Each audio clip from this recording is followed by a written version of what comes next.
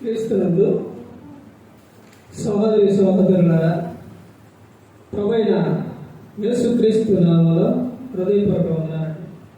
ముందుగా ఇంత మంచి సమయాన్ని ఇచ్చిన తండ్రైన దేవునికి ప్రభువైన క్రీస్తు ద్వారా కృతజ్ఞతాస్తుతులు చెల్లిస్తున్నానండి.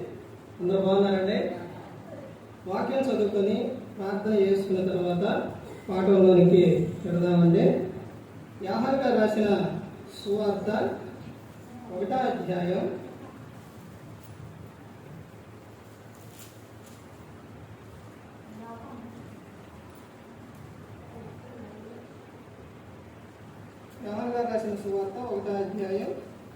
12వ వచనం. తన్ను ఎందరు అంగీకరించిరో వారందరికీ అనగా తన నామమందు విశ్వాసం ఉంచిన వారికి దేవుని పిల్లలగుటకు ఆయన అధికారం అనుగ్రహించెను. ప్రార్థన చేస్తుంది. పరలోకమందున్న మా తండ్రి, పరిశుద్ధ ప్రేమ గల తండ్రి, గొప్ప తండ్రి, గొప్ప తండ్రి, అయ్యా మీ ప్రియ కుమారుడు యేసుక్రీస్తు ప్రభువారి ద్వారా కృతజ్ఞతాస్తుతులు చెల్లిస్తున్నాము నాయన. అయ్యా క్లాస్ అంతట్లో మీరే ముందు నడిపించండి నాయన. వాక్యం బోధించుండగా ఈ లోక సంబంధమైన జ్ఞానంతో కాకుండా మీ జ్ఞానంతో మాట్లాడే భాగ్యం దయచేస్తారని మా ప్రభువైన యేసుక్రీస్తు నామమున వేడుకుంటున్నాం తండ్రి, ఆమేన్. ప్రభువైన యేసుక్రీస్తు నామములో హృదయపూర్వక వందనాలండి. దేవుని కుమారుడు యేసుక్రీస్తు ప్రభువారి లోకానికి వచ్చిన తర్వాత పరలోక రాజ్యం సమీపిస్తుంది కనుక మారు మనసు పొందమని ప్రకటింప మొదలుపెట్టారు. అంశం పాఠం పేరు రాసుకోండి. మీరు ఎవరో మీకు తెలుసా? మీరు ఎవరో మీకు తెలుసా? తెలుసండి? తెలియకపోతే ఎట్లా? మీరు ఎవరో తెలుసుకోకపోతే ఎలాగా? భూమి మీదకి వచ్చిన మనిషి తాను జీవితం ఎలా గడిపేస్తున్నాడనంటే సంతోషం లేకుండా గడిపేస్తున్నాడు, ఆనందం లేకుండా గడిపేస్తున్నాడు, పాపంలో జీవిస్తున్నారు, అజ్ఞానంగా జీవిస్తున్నారు, తన ఇష్టానుసారంగా జీవిస్తున్నారు. అన్నిటికీ కారణం ఏంటంటే నేను ఎలా వచ్చాను? తల్లి గర్భం నుంచే వచ్చాను, కానీ ఎవరు పంపించారు అన్నది మర్చిపోయారు. రెండో విషయం ఏంటంటే చనిపోయిన తర్వాత గాలితో కలిసిపోయింది అనుకుంటున్నారు. అలా కాదండి. గ్రంథం చెబుతుంది ఏంటంటే, బైబిల్ గ్రంథం చెప్పేది సత్యం. ప్రసంగి 12వ అధ్యాయం 7వ వచనంలో అక్కడ ఏమని చెప్తారనంటే, మన్నైనది మరలా మట్టికి చేరును, ఆత్మ దాన్ని దయచేసిన దేవుని యొద్దకు వెళ్ళడు. ఎవరి యొద్దకు వెళ్ళిద్దంట? దేవుని యొద్దకు వెళ్ళిద్ది ఆత్మ.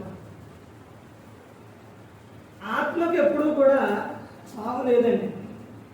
చనిపోయిన మనిషి లోకంలో 2 విధాలుగా అంటారు. ఒకటి చనిపోవడం, 2 మరణించడం అంటారు.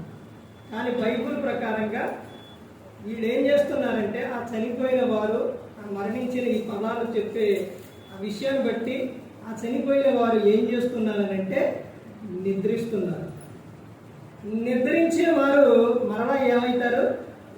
మేల్కొంటారు, మరలా లేస్తారు. మన ఆత్మ ఎలా చనిపోయింది? వీడు నిద్రపోతుంటే ఆత్మ ఎలా చనిపోయింది? ఆత్మ ఎక్కడుంది? దేవుని యొద్ద ఉంది. మరలా వీళ్ళు మేల్కొనే టయానికి, అంటే వీళ్ళు లేచే టయానికి ఆత్మ వచ్చి వారి దేహంలో ఉండిపోతుంది. ఇక్కడ మీరు ఎవరో మీకు తెలుసా? ఎన్ని విషయాలంటే 7 విషయాలు. ఇవి ప్రతి ఒక్కరూ కూడా గుర్తుపెట్టుకోవాలి. నీ గురించి నువ్వు తెలుసుకోకపోతే, నీ జీవితం ఏంటో, నువ్వెవరో తెలుసుకోకపోతే ఎలాగా? నువ్వు ఈ లోకానికి అసలు ఎందుకు వచ్చావు, ఎందుకు పుట్టావు, నువ్వేంటి అన్నది నువ్వు తెలుసుకోవాలి. తెలుసుకోకపోతే ఏం జరుగుతుంది? తెలుసుకుంటే ఏం జరుగుతుంది చెప్పండి? అన్నీ 2 విషయాలు ఉంటాయి. దేవుడు చెప్పింది 2 విషయాలు అన్నీ కూడా. తెలుసుకుంటే ఏం జరిగిద్దంటే తన ఆత్మను హత్య చేయడం, అంటే ఆత్మహత్య చేసుకోడు. తన గురించి తను తెలుసుకుంటే ఆత్మను హత్య చేయడు. ఒకవేళ నీకు శ్రమ వచ్చినా, నింద వచ్చినా, బాధ వచ్చినా, అప్పులున్నా, వేదనలున్నా, శోధనలున్నా, ఏది ఉన్నా కానీ నువ్వెవరో నువ్వు గుర్తు చేసుకుంటే, నువ్వెవరో నువ్వు తెలుసుకుంటే నువ్వు వాటన్నిటికీ ఇదైపోవు. ఎందుకంటే ఇవన్నీ ఉన్నా కానీ వీటన్నిటి నుంచి విడిపించి ఆయన నాకు ఉన్నారు. అదే నువ్వు తెలుసుకోకపోతే వీటిల్లో ఏ ఒక్కటి వచ్చినా వెళ్ళిపోతారు. వెళ్ళిపోతే ఏం జరిగింది? రెండు విషయాలు ఉన్నాయండి, రెండు విషయాలు చెబుతాను. వెళ్ళిపోతే ఏం జరిగిందంటే, ఒకటి మరలా ఈ లోకంలో తిరిగి పుడతావు అనుకుంటున్నారా? పుట్టరేగా, ఉన్నది ఒకే ఒక్క జీవితం. రెండో విషయం ఏంటంటే, ఆత్మను హత్య చేస్తే నరకంలో పడేస్తాం. ఆత్మ ఎవరిది? దేవుని. సాతానుతో విషయం చెబుతుంది దేవుడు. యోబు గ్రంథం 1వ అధ్యాయం. యోబు గారి జీవితంలో జరిగిన విషయాల సందర్భాలు ఏంటంటే, అక్కడ యథార్థవంతుడు, నీతిమంతుడు, దేవుని యందు భయభక్తులు కలిగి ఉన్నాయి. అయితే పరలోకంలో మీటింగ్ జరిగినప్పుడు దేవదూతలు అక్కడ ఉంటారు. ఇప్పుడు అపవాది సాతాని వంటన్నారు చూసారా, వాడు దోతే. మరి మీటింగ్ దోతలన్నీ ఒక సాట ఉన్నప్పుడు వీడు కూడా దోతేగా. ఆ దోత అక్కడికి వెళ్ళినప్పుడు దేవుడు అడుగుతాడు అనమాట, అపవాదే ఎక్కడి నుంచి వస్తున్నావంటే, భూమి మీద అటు అటు అటు అటు అటు అటు తిరుగుతాం. ఎందుకు అటు అటు తిరుగుతుంది ఒకసారి అనకుండా, ఎవరిని మింగుదలని గద్దించు సింహం వలె తిరుగుతున్నాయన్నమాట. ఇప్పుడు అలా తిరిగే సమయాల్లో నా భక్తుడైన యోబు కనబడలేదా అని అంటాడు. అన్న తర్వాత ఆయన ఊకినే నీ యందు భయభక్తులు కలగకుండా ఆయనకు కలిగే దానికి నువ్వు ఏవేసావు? కంచె వేసావు. ఒక్కసారి ఆయనకు కలిగి ఉన్న కంచెది నీ ముందే దూషిస్తున్నానని సాతాను అన్నాడు. అవన్నీ చేస్తాడు దేవుడు, అయినా దూషించదు. ఆ తర్వాత తమ దేహానికి ఏమైనా పెట్టు, అప్పుడే దూషిస్తారంటే, అప్పుడు తన దేహాన్ని పాడి మొత్తం కురుకులు ఇవన్నీ వస్తాయి. వచ్చినప్పుడు తమ దేహానికి వచ్చింది కానీ అప్పుడు దేవుడు ఏం చెబుతాడంటే, తన ఆత్మను మాత్రము ముట్టుకోవద్దు అని. ఆత్మ ఎవరిది? నాది, దేవునిది. ఆత్మ దేవునిదండి. ఎందుకు కాపాడుతుందో తెలుసా అండి దేవుడు మనల్ని? ఎందుకు కాపాడుతుందో? ఆయన ఆత్మ మనలో ఉంది కాబట్టి. నువ్వు ఆయన యొద్దకు వచ్చినా రాకపోయినా, మాట విన్నా వినకపోయినా, అన్ని విషయాల్లో నిన్ను ఎందుకు కాపాడుతున్నాడనంటే ఆత్మ మనలో ఉంది కాబట్టి. ఆత్మ నరకానికి వెళ్ళిపోకూడదు కాబట్టి. ఆత్మ నరకానికి వెళ్తే ఆత్మతో పాటు ఇంకా ఒకటి వెళ్ళిద్ది. ఏంటో తెలుసండి? ఏంటది? దేహం. మత్తయి సువార్తలో చెబుతారు, ఎవరికి భయపడాలని అంటే ఆత్మను దేహమును రెండింటిని కలిపి నరకంలో పడవేయ శక్తి గల వానికే భయపడాలి అని చెబుతారు. ఇవన్నీ ఎందుకు చెబుతారని తెలుసండి? మీరు ఎవరో మీకు తెలియాలి, మీరెవరో మీరు తెలుసుకోవాలని, అందుకని ఈ విషయాలన్నీ కూడా చెప్తారు. ఇప్పుడు చదవబడిన ఈ వచనంలోని ప్రతి ఒక్క వచనంలో ఒక అర్థం అనేది ఉంటుంది. నీ గురించి నువ్వు తెలుసుకోవాలి, నువ్వెవరో నువ్వు తెలుసుకోవాలి. ఇంకా నువ్వు అజ్ఞానంగా జీవించకూడదు, పాపంలో జీవించకూడదు. ఎందుకు నాకు ఈ జీవితం, ఏంటి నా బ్రతుకు అనేది నువ్వు అనుకోవద్దు. నువ్వెవరో నువ్వు తెలుసుకోవాలి. ఈరోజు ఈ రాత్రి ఈ క్లాసులో నువ్వు తెలుసుకోవాలి. ప్రతి ఒక్కరు కూడా యూట్యూబ్ ద్వారా వెళ్ళినప్పుడు ఎంతోమంది విని స్టేటస్ కూడా పెట్టుకున్నారు. అవి వాళ్ళ బయట పెట్టుకుని నాకు రావండి, కానీ విన్నవాడు చూసేవాడు చెప్తూ ఉన్నారు. ఎందుకంటే ప్రతి ఒక్కరూ కూడా నువ్వు ఈ లోకం మీద, భూమి మీద ప్రతి ఒక్కరు కూడా నువ్వేంటన్నదే, నువ్వెవరు అన్నదే తెలుసుకోవాలి.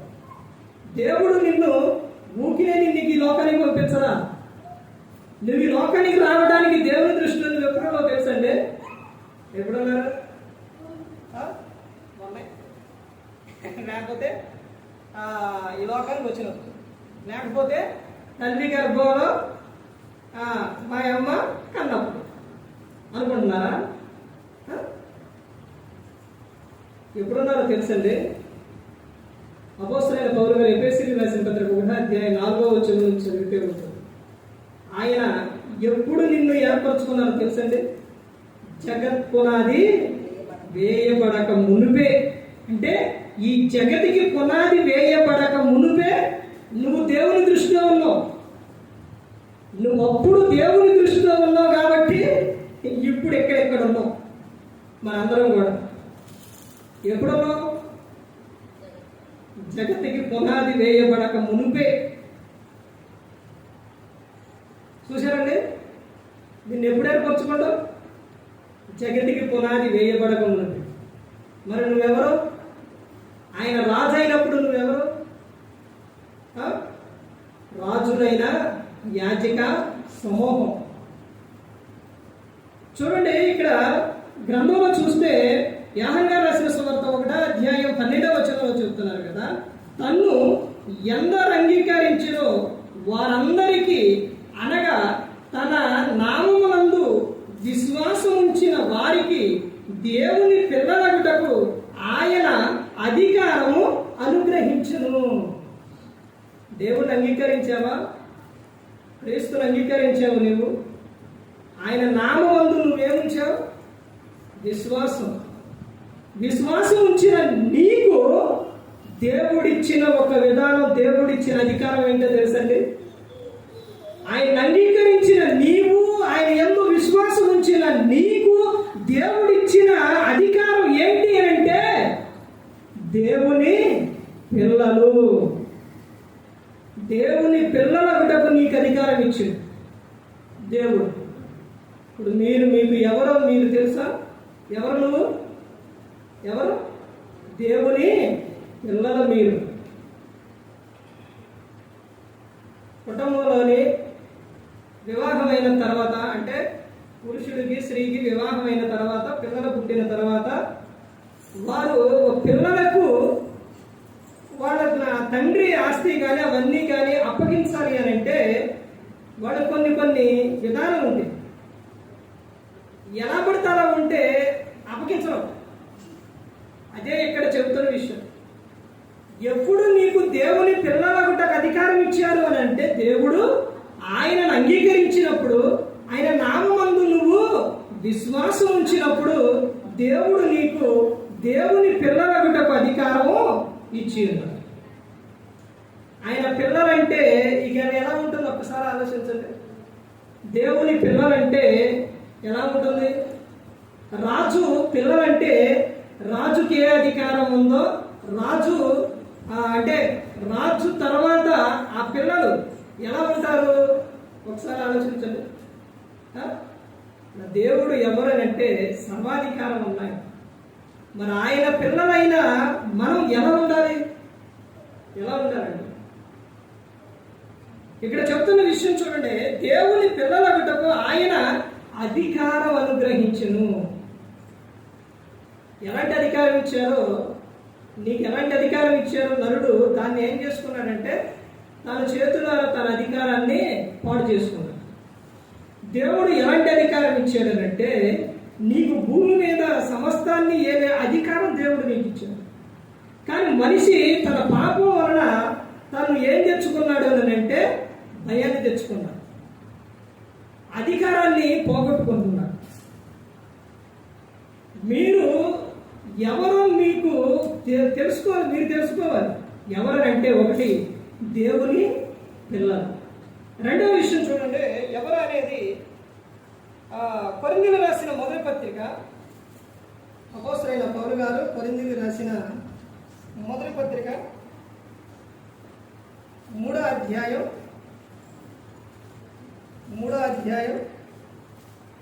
16వ వచనం, మీరు దేవుని ఆలయమై ఉన్నారనియో దేవుని ఆత్మ మీలో నివసించుచున్నాడనియో మీరెరుగరా? ఎవడైనా దేవుని ఆలయమును పాడు చేసిన ఎడల దేవుడు వానిని పాడు చేయను. దేవుని ఆలయము పరిశుద్ధమై ఉన్నది, మీరు ఆ ఆలయమై ఉన్నారు. మీరు ఎవరు అని అంటే దేవుని ఆలయం. దేవుని ఆలయం అంటే దేవుడు నివసించేది ఎక్కడ అంటే మన హృదయం. దేవుడు ఇక్కడ ఉంటారు అని అంటే ఇప్పుడు ఉన్నారు, తర్వాత ఉండవు. అర్థమవుతుందంటే అంటే ఇప్పుడున్నారని ఎలా చెప్పగలుగుతున్నారు?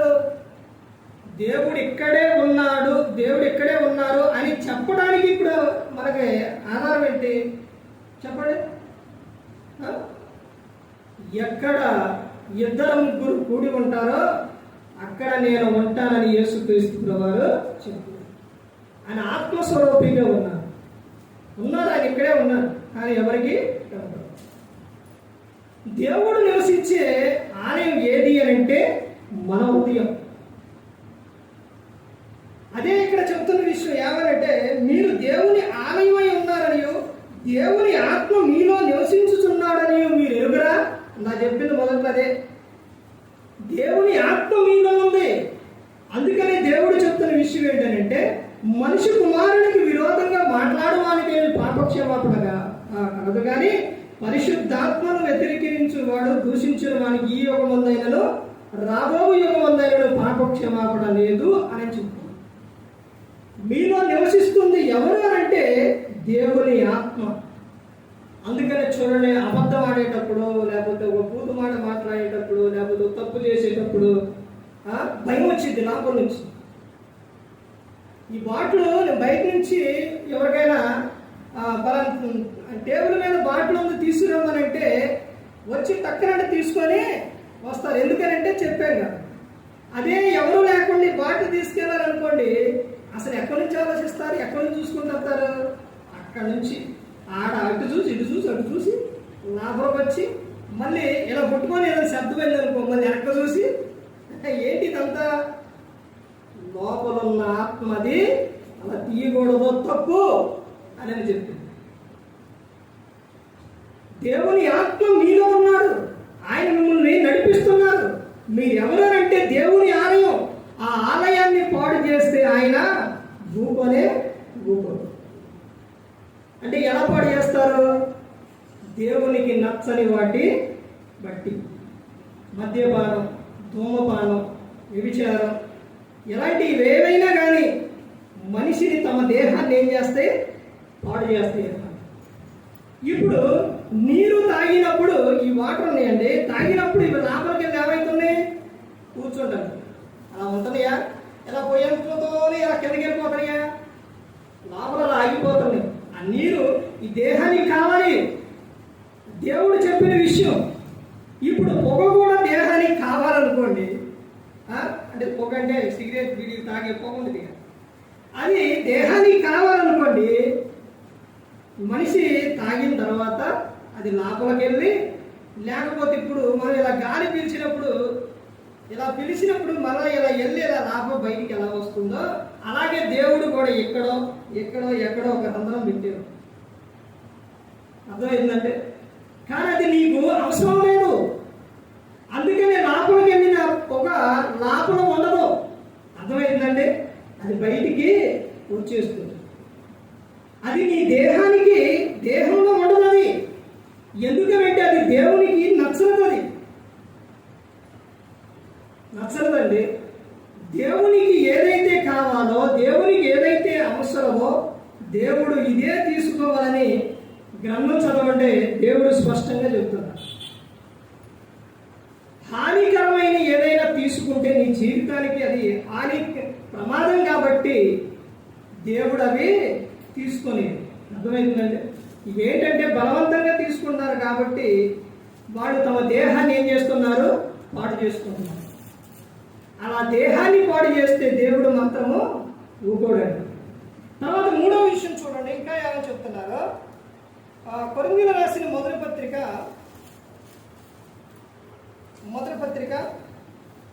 6వ అధ్యాయం కొరింథీయులకు రాసిన మొదటి పత్రిక 6వ అధ్యాయం 20వ వచనం చూడండి. విలువ పెట్టి కొనబడిన వారు గనుక మీ దేహముతో దేవుణ్ణి మహిమపరచుడి. మూడో విషయం ఏంటంటే మీరు ఎవరంటే మీరు ఎవరు?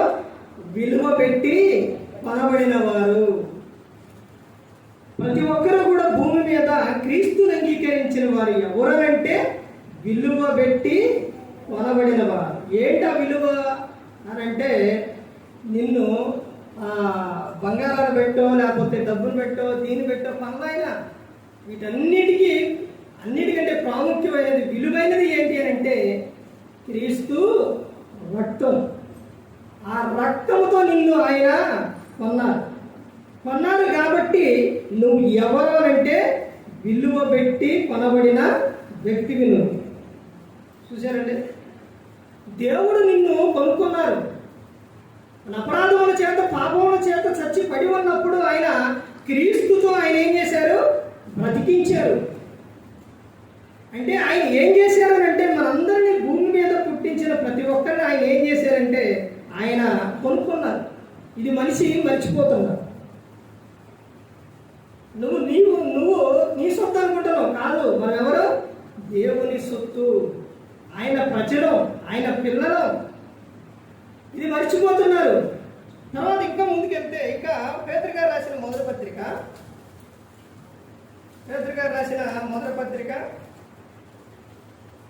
2వ అధ్యాయం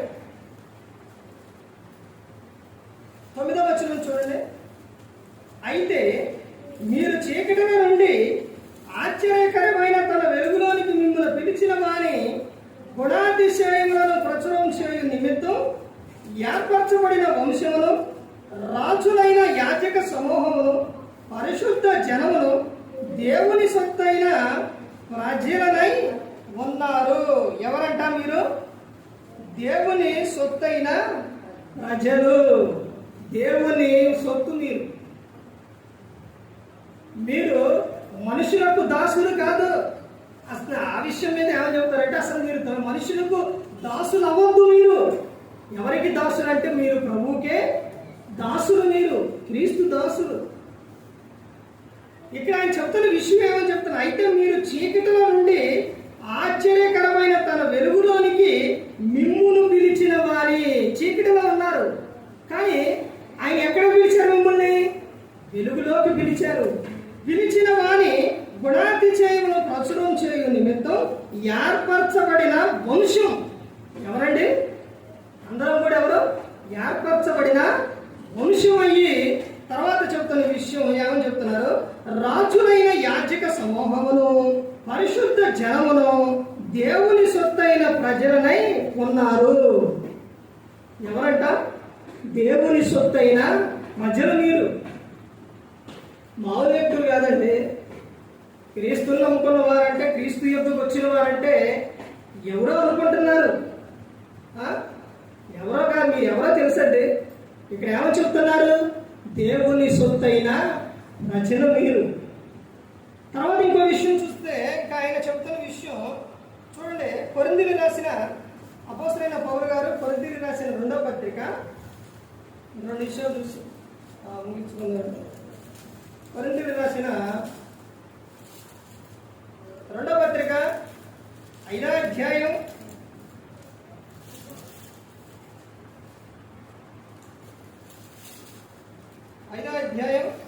17వ వచనం చూడండి. కాగా ఎవడైనను క్రీస్తు నందున్న ఎడల వాడు నూతన సృష్టి, పాతవి గతించెను, ఇదిగో యావైనంట క్రొత్తవాయను. ఇప్పుడు మీరు ఎవరని చెబుతున్నారు? క్రీస్తు నందున్న వారు ఎవరంట? నూతన సృష్టి. నూతన సృష్టి అండి మీరు. పాతవన్నీ కూడా ఏమైపోయినాయి? గతించిపోయినాయి. ఎప్పుడైతే నువ్వు క్రీస్తులో బాప్తిస్మం పొందావో మొత్తం కూడా ఏమైపోయినాయి? అయిపోయినాయి, గతించిపోయి. ఇప్పుడు నువ్వు ఎవరనంట? నూతన సృష్టి. పాతవి గతించిపోయినాయి, ఇప్పుడు సమస్తం కూడా ఏమైనాయి? క్రొత్తవైని, నూతనమైన, క్రొత్తవైని. ఇప్పుడు మీ పేరు ఎక్కడుంది? బాప్తిస్మం తీసుకోగానే ఇది కూడా మర్చిపోయారు మనిషి, ఇది కూడా మర్చిపోయారండి. బాప్తిస్మం తీసుకున్న నీవు, నీ పేరు ఎక్కడుంది? జీవ గ్రంథంలో ఉంది. ఆ పేరు కూడా ఇప్పుడు మనిషి ఏమైపోయారు? మర్చిపోయారు. నా పేరు అక్కడ ఉంది, పరలోకంలో ఉంది అనే విషయం కూడా మర్చిపోయారు. ఇలా అన్నీ మర్చిపోతే ఎలాగండి? క్రీస్తు నందు ఉన్న నీవు ఎవరు అనంటే నూతన సృష్టి. పాత ఏమన్నాయి నీలో? ఏమి లేవేక, అన్నీ ఏంటయ్యి? కొత్తయే. అర్థమైందండి? కొత్త జీవితం మొత్తం కూడా, ప్రతి ఒక్కటి కూడా, ప్రతి ఒక్కటి చూడండి. క్రీస్తు నందు ఉన్న నీవు, క్రీస్తులోనికి వచ్చిన నీవు, నువ్వు చేసే పని విషయంలో కానీ ప్రతి ఒక్క విషయంలో కూడా దేవుడు నీకు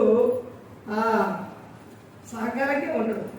ఇంకో విషయం ఏంటో తెలుసండి, ఈ గ్రంథాన్ని చదివినప్పుడు నీవు ఒకసారి చదివావనుకోండి ఈ గ్రంథం, మరలా చదివావనుకోండి, లేకపోతే 100 సార్లు చదివావనుకోండి ఈ గ్రంథాన్ని, మరలా 101 సార్లు చదివావనుకోండి, ఎలా ఉంటుందో తెలుసా? మళ్ళీ కొత్తగానే ఉంటుంది. ఇందులో ఏముందో తెలుసండి? ఏముంది? ఏం లేదు అనుకుంటున్నారా? శక్తి. ఇందులో శక్తి ఉందండి. ఈ గ్రంథాన్ని రాసింది ప్రవక్తలే, రాపించింది దేవుడు, కానీ సహాయంగా ఉంది ఎవరనంటే పరిశుద్ధాత్మ దేవుడు. ఇప్పుడు పరిశుద్ధాత్మ దేవుడు నీకు ఏమిస్తాడో తెలుసండి? క్రొత్త ఆలోచన ఇస్తాడు, క్రొత్తగా ఇస్తాడు. అదే పేపర్ చదువుండి, ఈరోజు పేపర్ మరి రేపు చదువుతావా? అక్కడ బాగా చదవవు. కానీ బైబిల్ అలా కాదు. నువ్వెప్పుడు చదివినా కానీ బైబిల్ ఎలా ఉంటుంది? కొత్త విషయాలు తెలుస్తాయి. నీ సమస్యకి పరిష్కారం ఎక్కడికి వెళ్ళినా దొరకదు, బైబిల్ దగ్గరకు వస్తేనే దొరికిద్ది అనమాట. దేవుడు నీతో మాట్లాడతాడు. 2 విషయాలు ఏంటంటే, ఒకటి ప్రార్థన అంటే దేవుడు మనం దేవునితో మాట్లాడటం. వాక్యం అంటే దేవుడు మనతో మాట్లాడటం. అంటే నీ సమస్య అయినా, నీ బాధ అయినా, నీది ఏదైనా కానీ నువ్వు వాక్యం చదువు, దేవుడు నీతో మాట్లాడు. ఇప్పుడు యూట్యూబ్లో పెట్టే ఈ వాక్యాలు, ఇప్పుడు ఇక్కడ ఉన్న వారిని ముందు దాని గురించి యూట్యూబ్ గురించి మాట్లాడిన తర్వాత చెబుతాను. పెట్టే వాక్యాలు ఇప్పుడు నువ్వు ఏదైతే కలిగి ఉన్నావో, ఒక మాట విషయంలో కానీ, ఒక పని విషయంలో కానీ, ఏదైనా ఒక ఆలోచన కలిగి ఉన్నప్పుడు, ఏదైనా చేయాలనుకున్నప్పుడు, ఒక సమస్య అయినా, బాధ అయినా, ఏదైనా కానీ చేయాలనుకున్నప్పుడు నువ్వు దాన్ని ఆన్ చెయ్యి, దేవుడు నీకు కావలసిన విషయాన్ని అక్కడ చూపుతాడు. ఇది కూడా అంతే, ఇక్కడ కూడా అంతేనండి. ఇక్కడికి వచ్చిన జనంలో, ప్రజల్లో దేవుడు ఎవరికి ఏదైతే కావాలో పరిశుద్ధాత్ముడు అదే వారికి వినిపింపజేస్తాడు. ఎందుకనంటే నువ్వు ఎవరు అంటే క్రీస్తునందు ఉన్న వ్యక్తివి, నువ్వు నూతన సృష్టివి. పాతవన్నీ కూడా గతించిపోయినాయి, సమస్తం కూడా ఏమైనా క్రొత్తమైన. ఇంకా నువ్వు ఎవరో తెలుసా? ఇంకా ఎవరనంటే చూడండి, కొరింథీయులకు రాసిన 2వ పత్రిక, అపోస్తలుడైన పౌలు గారు కొరింథీయులకు రాసిన 2వ పత్రిక 6వ అధ్యాయం 18వ వచనం నుంచి చూడండి, 15 నుంచి రండి. క్రీస్తునకు బెరియలతో ఏమి సంబంధం? అవిశ్వాసతో విశ్వాసికి పాలెక్కడది? దేవుని ఆలయములకు విగ్రహములతో ఏమి పొందిక? మనము జీవం గల దేవుని ఆలయమై ఉన్నాము. అందుకు దేవుడు ఎలాగూ సెలవిచ్చుచున్నాడు. ఎవరిస్తున్నారంట? దేవుడే సెలవిస్తున్నాడు. ఏమని చెప్తున్నారో చూడండి కింద. నేను వారిలో నివసించి సంచరిద్దును, నేను వారి దేవుడినై ఉందును, వారు నా ప్రజలై ఉందురు. కావున మీరు వారి మధ్య నుండి బయలువెడలి ప్రత్యేకంగా ఉండుడి, అపవిత్రమైన దానిని ముట్టుకుడని ప్రభు చెప్పుచున్నాడు.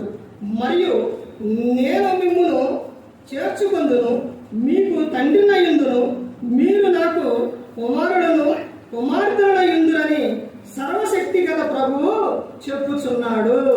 ఎంత స్పష్టంగా చెప్పారండి. చూశారండి? ఎవరు చెప్తున్నారంట? దేవుడు చెప్తున్నాడు. ఏమని చెప్తున్నారంట? అన్ని పురుషులకే చెప్తారండి. మాకేం చెప్పరా అనుకున్నారండి. అన్ని స్త్రీలకైనా, పురుషులకి ఏం లేదనుకున్నారా? ఈ సందర్భంలో అక్కడ ఆయన ఏమని చెప్తున్నారు? మీరెవరంట? ఆయన కుమారులు కుమార్తెలు. దేవుని కుమారుడు కుమార్తెలండి. ఆయన మనందరికీ ఎవరనంటే తండ్రి. అందరం ఆయన పిల్లలు. అదే చెప్తున్నారు ఇక్కడ. ఏమని చెప్తున్నారంటే, మీరు నాకు కుమారుడు కుమార్తెల ఇందురని సర్వశక్తి గల ప్రభువు చెప్పుచున్నాడు. కుమారుడు కుమార్తెలు మీరందరూ కూడా. తర్వాత ఆయన ఇంకా చెప్తున్న విషయం ఏంటంటే, చూడండి, చివరగా ఆయన ఏమని చెప్తున్నారంటే, నీవు ఎవరు నీవు తెలుసుకోవాలి. ఎవరనంటే చూడండి, ఆదికాండం 1వ అధ్యాయం 26వ వచనం నుంచి చూడండి. దేవుడు మన స్వరూపమందు మన పోలిక చొప్పున నరులను చేయుదము.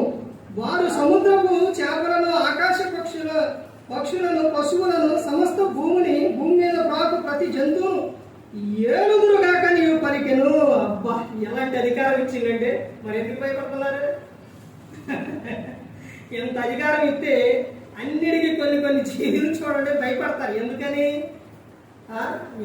అంటే నరుడు చేసిన పాపం వలన ఏమొచ్చింది? భయం వచ్చింది. తర్వాత ఇంకా 26వ వచనంలో ఏమని చెబుతున్నారో చూడండి. 27 చూడండి. దేవుడు తన స్వరూపమందు నరుని సృజించెను, దేవుని స్వరూపమందు వాణి సృజించెను, స్త్రీనిగాను పురుషునిగాను వారిని సృజించెను. ఎవరెవరిని సృజించారట? ఇద్దరిని చేశారు. స్త్రీనిగాను పురుషునిగాను ఇద్దరిని చేశారు. ఆ తర్వాత దేవుడు ఎవరి స్వరూపమందు చేసిండు? దేవుని స్వరూపమందే చేసిండు.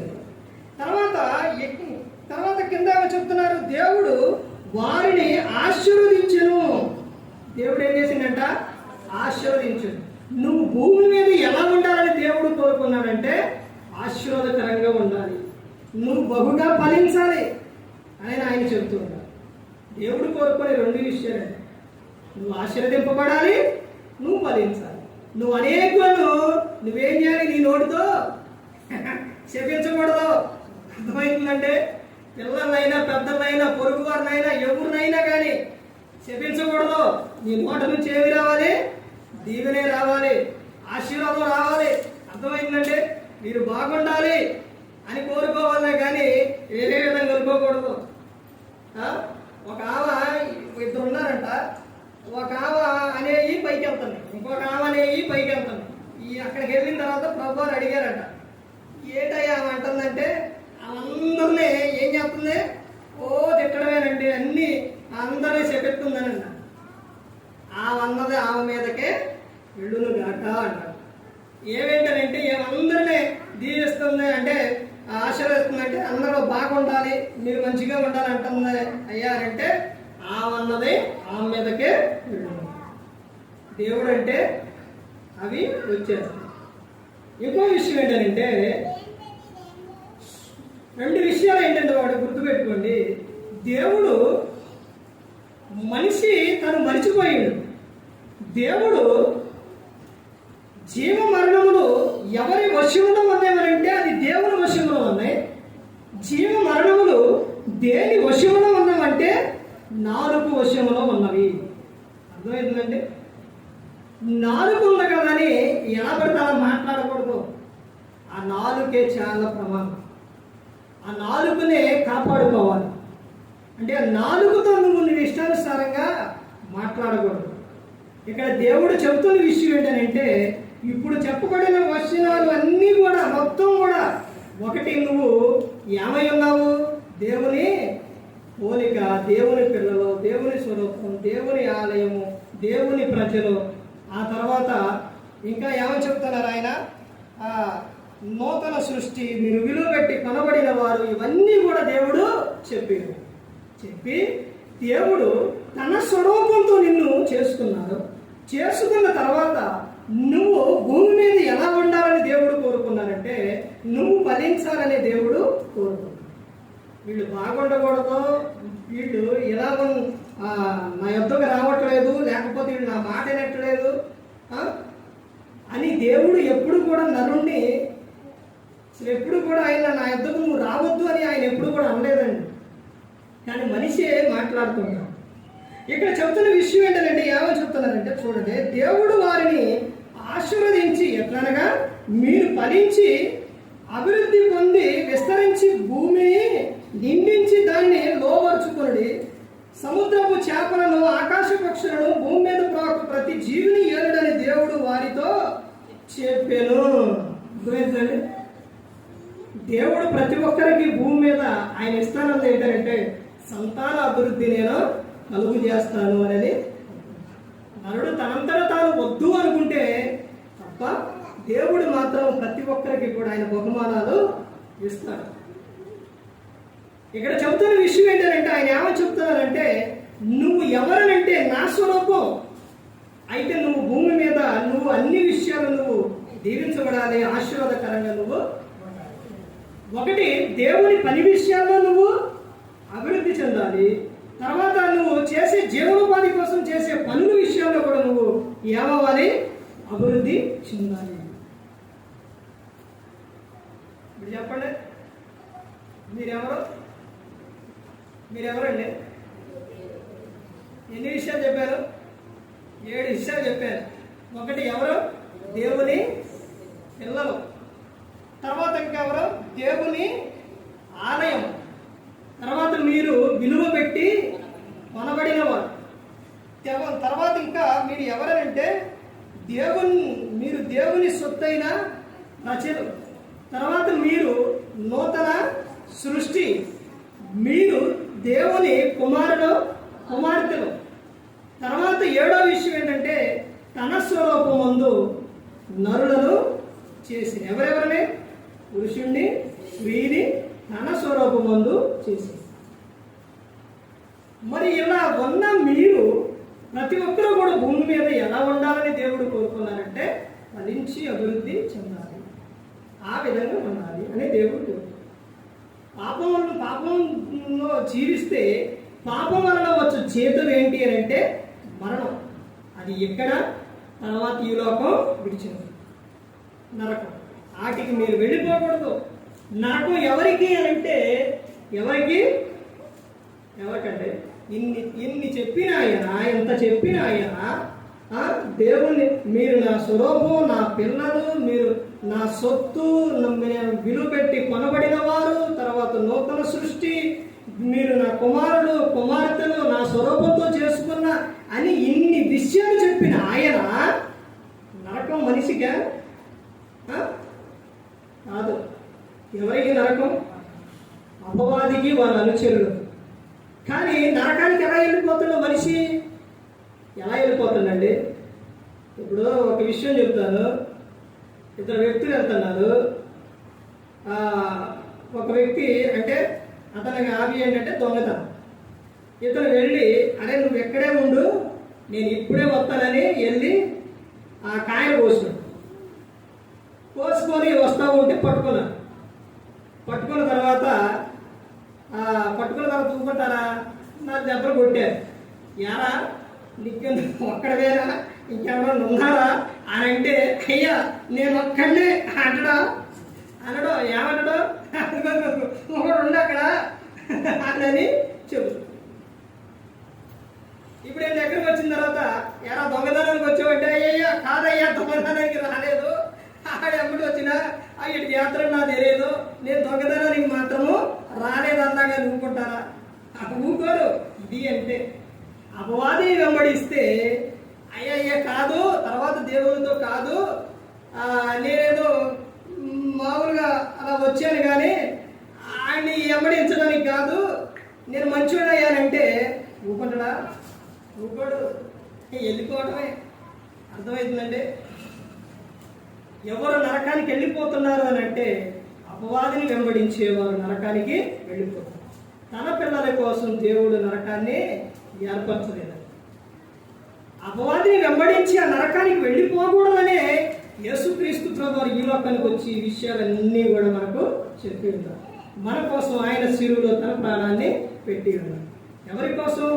మనందరి కోసం. ఈ విషయాలన్నీ కూడా మీరు ప్రతి ఒక్కరు కూడా గుర్తుపెట్టుకోవాలండి. ఎందుకనంటే నువ్వు మర్చిపోకూడదు, నువ్వెప్పటికీ మర్చిపోకూడదు. ఎందుకనంటే నువ్వు ఆయన కుమారుడివి, కుమార్తె. మనందరం కూడా దేవుని పిల్లలు అండి.